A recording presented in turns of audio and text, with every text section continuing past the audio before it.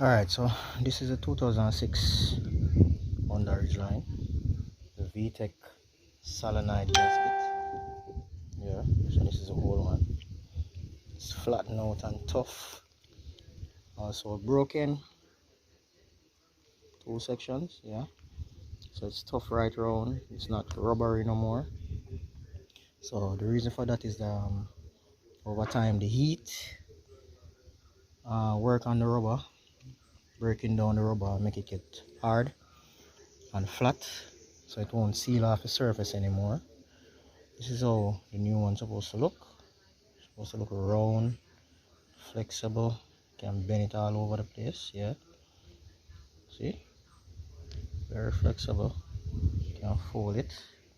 That's how it's supposed to be, rubbery, just the same thing with the top section here, which is this one.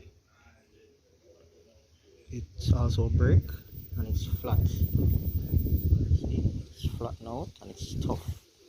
So this is not doing a good job in terms of sealing off the area where the oil pressure is traveling through.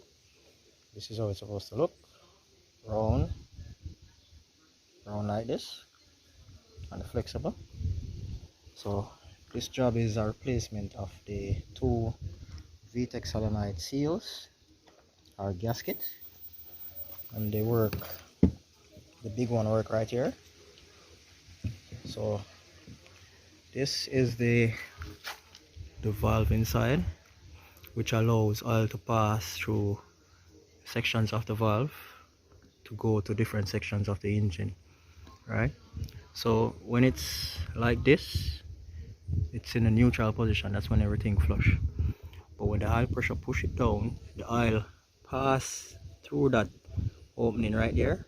Let me see if I can focus it good. Yeah, right, that opening that you see, yeah, the oil come through that and come in. So what it does, the oil go through this section, which is the screen. Let me show you, which is a screen there. So the oil enter through the screen, go inside this section here, right? The oil full up in this section right here. So, and then what it does, when the solenoid now, which is this, when the solenoid opens, when you get the 12-volt current, it opens and allow the oil to pass through, pushing down the head of this valve and allowing the oil to pass into these sections here and go into the engine. So see, let me take out the valve and show you guys. Here you go, that's the valve.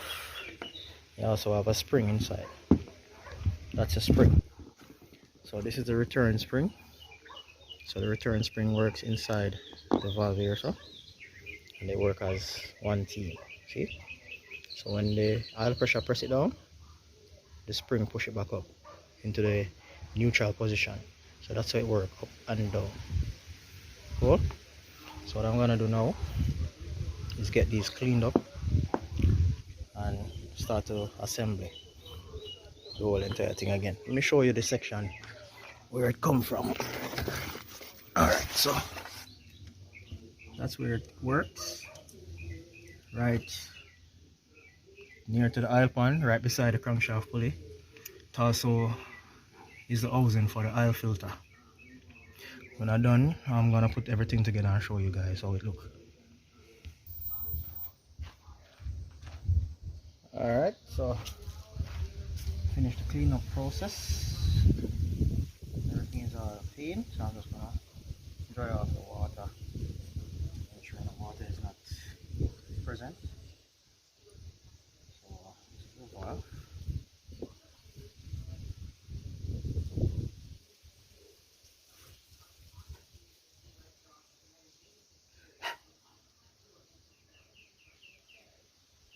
Make sure we're drying out all the holes. There's some silicone on it I'm gonna scrape off.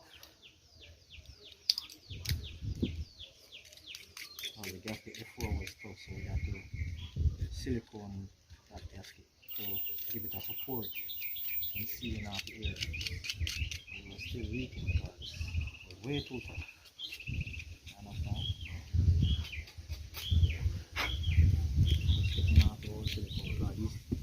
silicone can go into places and plug up certain passages.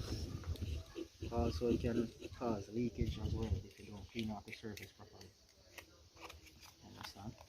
You have to ensure that you scrape out where the seal is going. Get out all the old silicone in there. Just like that, see?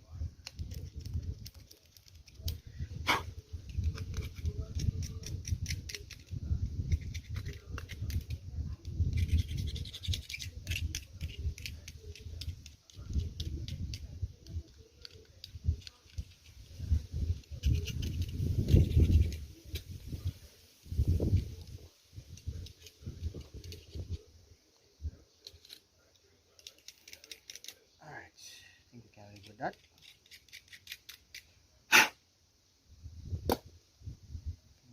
Some silicone going inside here, so I'll get them out. Yep.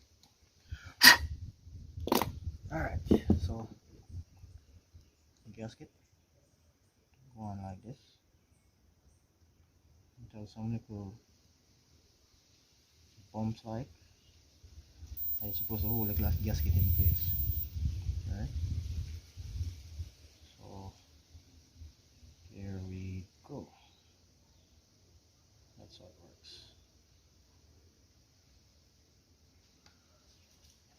Just like that. See? Alright, so what, I don't know if you can see it on the camera though, but the surface of the valve, it's flat and the rubber project a bit higher than that surface. That's what we want.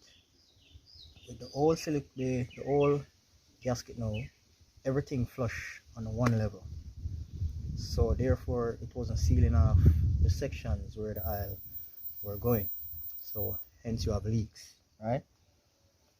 So this is a good way of testing to see if you have any flush section where any leakage is possible. Cool. And clean off up here for now.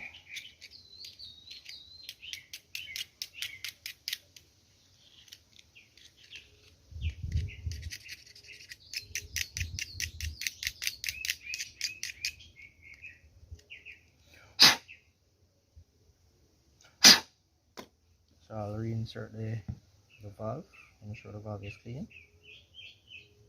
Yep. Also have a small hole in the top of it. I guess that's for bleeding off the excess oil. So I'm gonna insert it in this area right here. So that's how it goes. There. Cool. And now I'm gonna clean out this section as well. Clean out the old silicone.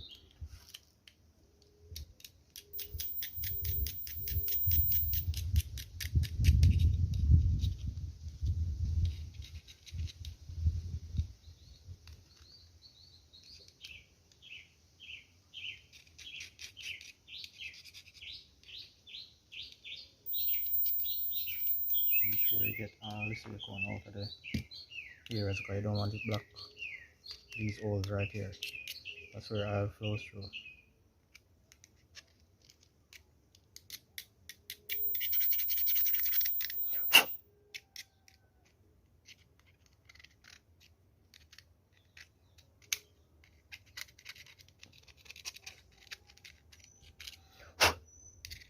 Just like that.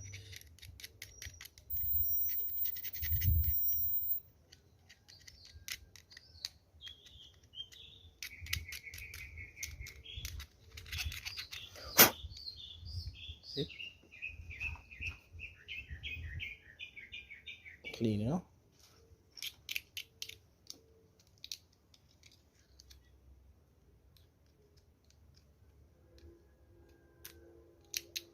So we ensure to wipe it off. There's no additional silicone is left.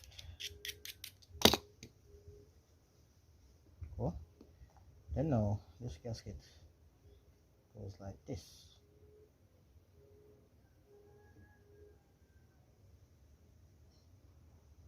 I'll stuff it down there.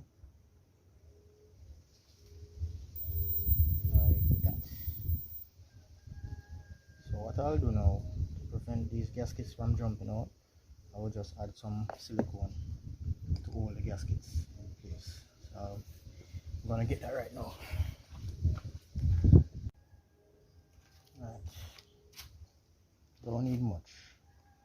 Just need a little bit to just hold in the gaskets. So just can put like a small amount there and a small amount there. Also here if you want. And one there. That's it.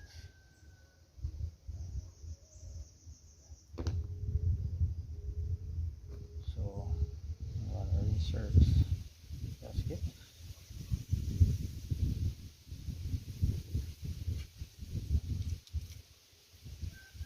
Okay, let's do like that. Good.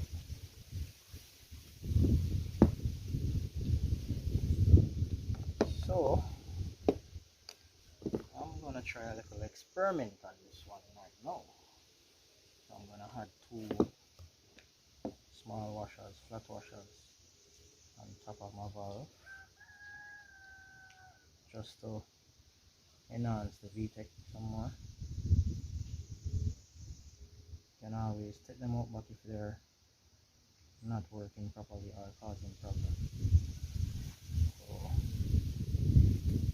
yeah. So anytime this solenoid fails, I won't push down the valve. I know I have these already pushing down the valve, so guess I'm always in vtech. Yeah.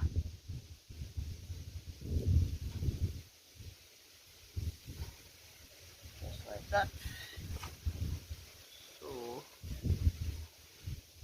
put these on now.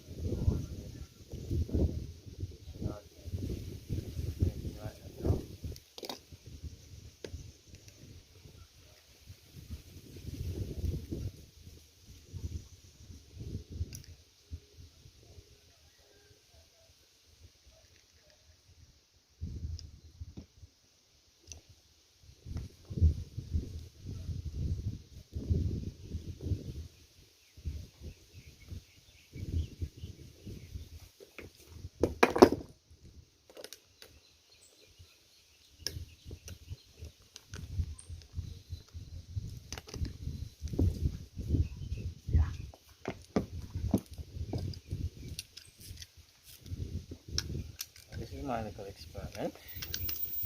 I'm not recommending you guys to try it, but I'll surely let you guys know if it works. Alright, so the oil enters here, and when the valve push down, you see that space there, the oil full up in this chamber, go to the engine block, to wherever, to the cam lobes or to the pins, to lock them together so you can get more lift, and then the excess oil will return and go through here. Alright, so this is the whole entire thing put back together. I'm gonna now install it back on the vehicle, on the engine. Alright, so it's not that difficult to pull off. You don't have to jack up the vehicle because it's high enough. But you do need to turn the wheel so you can get some more space going in this section here. So you use 3 bolts, as you can see. The extra long one go right here, and you then put the whole assembly right here as well. That.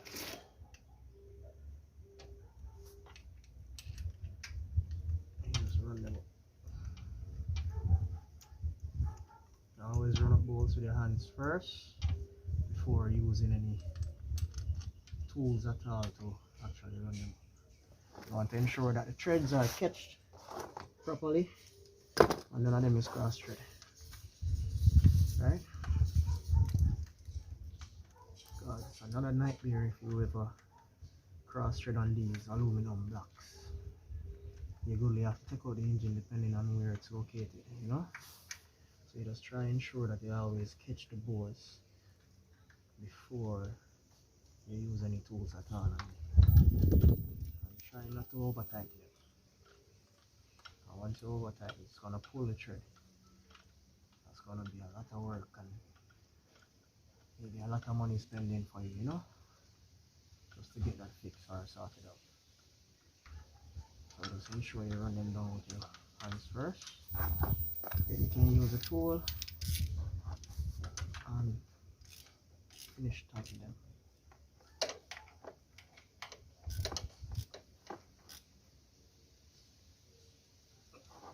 Tighten them.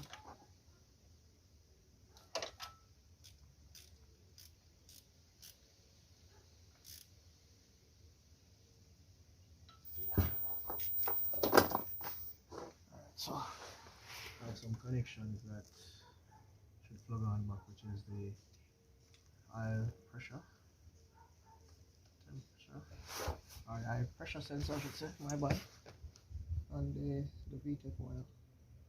This is the wire that send current to the solenoid itself. So this is kind of limited, so I'm trying to do it with one hand. I guess I got to go in here with my hands just to be sure this plug on properly. Here you go. Alright, so that's it so far. Let me show you guys how it look. That's it put back together. So you have the vtech and the oil filter housing in one. So this is the pressure sensor here, and this wire here is for the solenoid. So that plug up right up top there. So that's it. What I'm gonna do now is just check the eye level and then start and see what happens. Okay. Alright, so here I'm at again. The eye level was low, so I did top it up, full it up back. Now I'm gonna start the van. I hope there's no leak.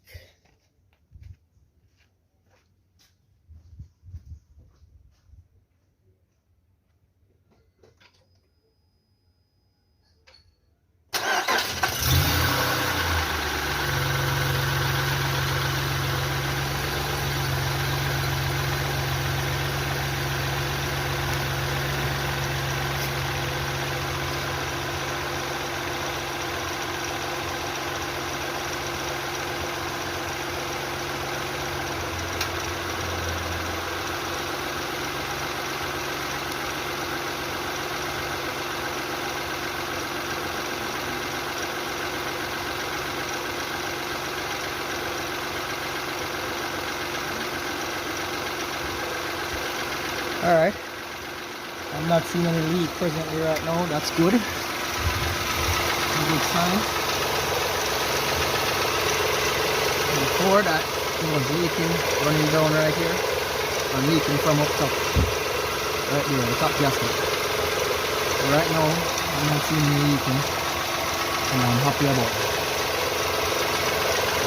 So that's how you change the vtech gaskets on 2006 on the Ridgeline. Yeah.